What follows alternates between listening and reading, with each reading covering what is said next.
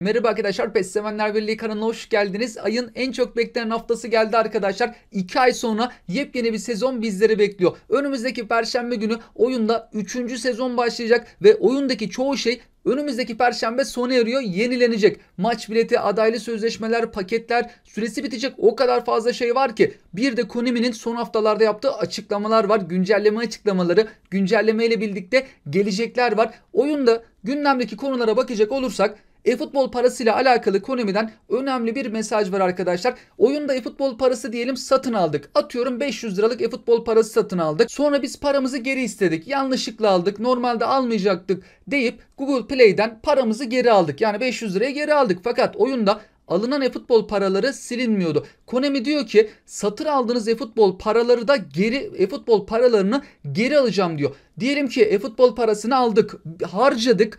Paramızı da geri istedik. Paramızı da aldık. Konami bu durumda da şunu yapacağım diyor. Diyelim ki parayı geri aldıysan, e-futbol paralarını da harcadıysan eksiye düşüreceğim e-futbol paralarını diyor. Kazandıkça artıya geçersin demekte. Konami'nin bu hamlesiyle birlikte de e-futbol parası alıp iade etme, bunu sürekli hale getirme kısmı, bu suistimal edilme durumları ortadan kalkacak gibi görünmekte. Gündeme devam ettiğimizde bizim adımıza kötü gelişmelerden bir tanesi, oyuncu ilerlemelerini hiç GP harcamadan yapabiliyorduk ama artık Perşembe gününden itibaren GP harcayarak ilerleme puanlarını sıfırlayabiliyoruz. Fakat Konami'nin bununla alakalı yaptığı açıklamada kampanya zamanlarında yine ilerleme puanlarını 0 GP yaptıracakmış. Gelecekte ilerleme puanının yeniden ücretsiz olacağı sınırlı süreli kampanyalar düzenlemeyi planlıyoruz diyor. Konami'nin yaptığı ara sıra kampanyalarda ilerleme puanlarını sıfırlama hediyesi de olacakmış. Konami geçtiğimiz günlerde gelecek olan güncelleme ile birlikte oyunda değişecek önemli şeyleri bizlerle paylaştı. Hızlı hızlı geçelim arkadaşlar. Çünkü bunları o zaman incelemiştik. Ortaklaşa 2'ye 2, 3'e 3 maç oynama kısmını, etkinlikleri de getirecekler. Önemli değişimlerden bir tanesi ise GP ile sözleşme yenileme geliyor. Şu an sadece 60 gün 10 günlük sözleşme yenileme biletlerini kullanaraktan yapabiliyorduk bunu. GP ile olacak. Bu güzel bir adım. Atlanamayan gol sevinçleri. Rakibimize bir tane gol sevincini izletebiliriz. Birden fazla gol sevinci izletmek istersek atlayabilecek. Sadece bir tane gol sevinci atlanamadan izlenmekte, diğerleri atlanabilir. Diğer gelişmelere baktığımızda e-futbol ligini geliştirme ile alakalı değişiklikleri olacak. Rüya takım, yani kendi takımımızı antrenman bölümünde kullanabiliriz. Antrenmanda hazır takımları seçip antrenman yapabiliyorduk ama artık çıkardığımız futbolcuları orada da test edebiliriz ve etkinliklerde yapay zekada süper yıldız, efsane maç düzeylerinde de değişiklikler yapacaklarmış. Önümüzdeki güncellemede değişecek bazı şeyleri kısaca bizlerle paylaştı Konami. Tabi bunların dışında da yine değişik şeyler, gelişmeler olacaktır. Bunları belki güncelleme öncesi açıklamayıp güncelleme günü de Konami bizlerle paylaşabilir arkadaşlar. Devam edelim. Sözleşme yenilemeye kısaca bir değinecek olursak şu an 60 gün 10 günlük sözleşme yenileme biletleri elimizde var. Bunlara hiçbir şey olmayacak arkadaşlar. Bunlara ek olarak GP ile yenileme geliyor. Fakat oyunda GP ile bir şey yapacağımız zaman çok fazla GP istiyor Konami.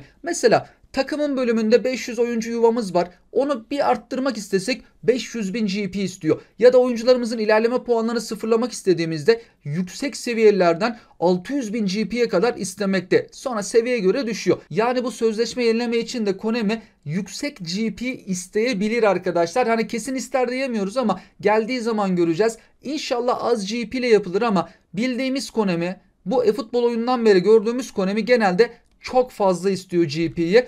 Perşembe gelen paketlere baktığımızda 3 tane oyuncu paketi geldi. Player of the Week paketi bizler için daha önemli ve bu sefer Player of the Week'ten 2 tane ücretsiz açma hakkı veriyorlar. Belki gözünden kaçan arkadaşlarımız varsa bu iki etkinliği tamamladığımızda 3000 etkinlik puana kadar her ikisine de geldiğimizde birer tane ücretsiz açma hakkı veriliyor. 2 tane Player of the Week paketinden ücretsiz açılım gerçekleştirebiliyoruz. Bugün biteceklere baktığımızda 2 tane paket var. Bir tanesi Showtime paketi, diğeri Epic paket. Bu paketlerin bugün son günü ve Cuma günü sürpriz bir etkinlik geldi arkadaşlar. Bu etkinlikte bulunduğumuz sıralamaya göre son 15 maçımıza bakılıyor. Sıralamaya göre Konami GP verecek. Diyelim ki sadece bir maç oynadık. Kafadan 10.000 GP hemen bir maç oynayarak kazanabiliyoruz.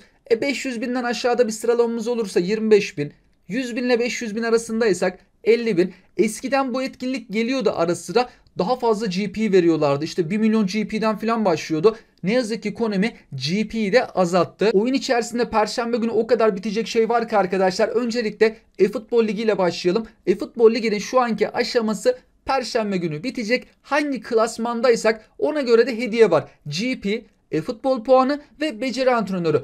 Kaçıncı klasmandaysak 1, 5, 9 hangi klasmandaysak ona göre hediyeler perşembe günü oyuna girdiğimiz zaman verilecek. Paketlere baktığımızda da çok fazla paketin artık son günleri. Meksika takımlarıyla alakalı bu paketlerin süresi perşembe dolacak. En önemlisi ise adaylı sözleşmeler. İstiyoruz, bekliyoruz, güzel adaylı sözleşme paketleri gelsin. İnşallah bu perşembe günü güzel isteyeceğimiz oyuncuların yer aldığı adaylı sözleşmeler olur. Şu an 3 tane adaylı sözleşme paketi var. Kolo Muani, Kulusevski gibi isimlerin yer aldığı paket. Japon Ligi, Meksika Ligi. Perşembe günü yeni adaylı sözleşme paketleri gelecek. Yeni maç bileti de perşembe günü gelecek arkadaşlar. 1500'e futbol parasına satılan bazı paketlerin süresi önümüzdeki perşembe dolacak arkadaşlar. Fakat hepsi değil. Birçok paketin süresi dolarken bazılarının daha süresi var. Mesela Arsenal paketinin süresi bu perşembe bitmiyor. Bir sonraki perşembe 14 Aralık tarihinde bitmekte. Veyahut da Messi paketi var. Bunun daha bitmesine çok zaman var arkadaşlar.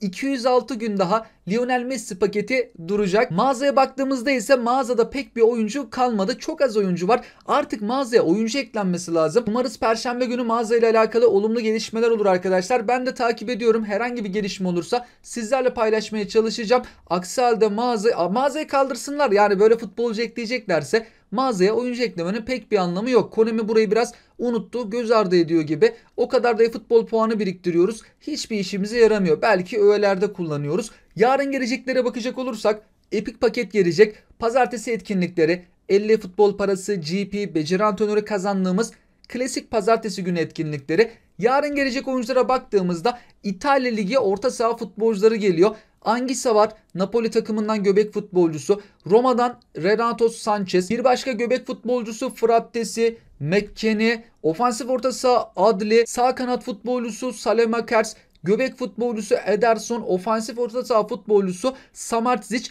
Bu pakette yer alacak epikler de arkadaşlar bu isimler. eFootball uygulaması paylaşmıştı perşembe günü. Pirlo Juventus takımından defansif orta saha, Milan takımından Gullit'in daha önce milli takım kartı gelmişti ve Milan takımından göbek futbolcusu Serginho. Minimum 100 seviyeli olacaktır çünkü son haftalarda gelen güçlendiricilere baktığımızda 100 ve üzerinde seviyeleri var. En düşük büyük ihtimalle Serginho olacaktır. Gullit ile Pirlo'nun seviyesi daha yüksek olacak. Yarın sabah seviyeler, özellikler açıklanacak. Yarın sabah ayrıca bunları inceleriz arkadaşlar. Bir de haftanın dikkat çeken dizilişlerine bakacak olursak 4-2-2 burası mobil için geçerli. Konsol tarafında arkadaşlarımız istediği gibi dizilişi değiştirebilmekte ama mobilde farklı dizilişleri takım seçerek ancak kullanabiliyoruz. Real Madrid İspanya Ligi'nden 2 ofansif orta sahalı, 2 santraforlu diziliş kullanmakta. Şili Ligi'nde La Calera Re isimli takım, orada bir takım daha vardı. Ben bir tanesini paylaşayım istedim. Kanatlı 4-3-1-2'yi kullanmakta. Bizim ligimizden Gaziantep Futbol Kulübü'nün 5-1-2-2 dizilişi var. 2 ofansif orta sahalı oynayabiliyoruz. Oyunda da var ama burada ofansif orta sahalar birbirine biraz daha yakın. Irak milli takımı 3 ofansif orta sahalı tek dizilişe sahip takım. 3 ofansif orta sahalı dörtlü savunmalı ne yazık ki bir diziliş bulunmamakta. Japonya'da Ruasu Kumamoto. Japon 2. Ligi'nde de baktım ben maçlara. Bir süredir maçlar oynanmıyor. O yüzden dizilişler de değişmiyor. En son bu dizilişle kalmıştı. Farklı dizilişlerden bir tanesi. Oyunla alakalı önemli gelişmelerden bir tanesi de 1500'e futbol parasına satılan menajer paketlerinden herhangi bir ya da birden fazlasını almış olabiliriz arkadaşlar. Güçlendiricili menajer paketlerini eğer aldıysak güçlendiriciler saha içerisinde çalışmıyormuş. Ve Konami de bununla alakalı özür hediyesi vereceğini açıklamıştı. Kaç tane paket aldıysak güçlendirici menajerler için geçerli bu. Messi paketi sayılmıyor arkadaşlar. Her paket için 100 eFootball parası verilecek. Ayrıca Konami diyor ki tüm kullanıcılara da 50.000 GP yollayacağız. Paket alanlara paket başına 100 eFootball parası, yanında herkese özür anlamında 50.000 GP. Bu perşembe günü vermeleri gerekiyor. Konami çünkü Aralık ayının başında demişti. Güncelleme ile birlikte bu özür hediyesi de paket alanlara bu perşembe teslim edilecek. Oyunla alakalı gelenler, gelecekler, bugün süresi bitecekler. Bizleri bekleyenler bunlar da arkadaşlar. Perşembe günü oyun için hareketli günlerden bir tanesi. 2 ay sonra yeni bir sezon göreceğiz ve Aralık ayında, şimdi Aralık'ın sonunda yılbaşı gelecek. Yılbaşı kampanyası olacak. Sonra Ocak sonu, Şubat başı gibi Çinlilerin yılbaşı var. Oyunda da üst üste her ay kampanya olacaktır ve geçen sene yılbaşında güzel kampanya vardı. Çinlilerin yılbaşında çok daha güzel kampanya yapmışlardı. Biraz daha hareketli dönemlere geçiş yapacağız. İnşallah daha keyifli oynayacağımız oyun olur. Sizler de tüm bunlarla alakalı yorum ve görüşlerinizi bizlerle paylaşabilirsiniz. Beklentileriniz neler? Keşke oyunda şu özellik de olsa, bu da olsa dediğiniz şeyler varsa hepimize paylaşabilirsiniz. Şimdiden herkese mutlu, sağlıklı, güzel bir hafta dilerim. Hoşça kalın.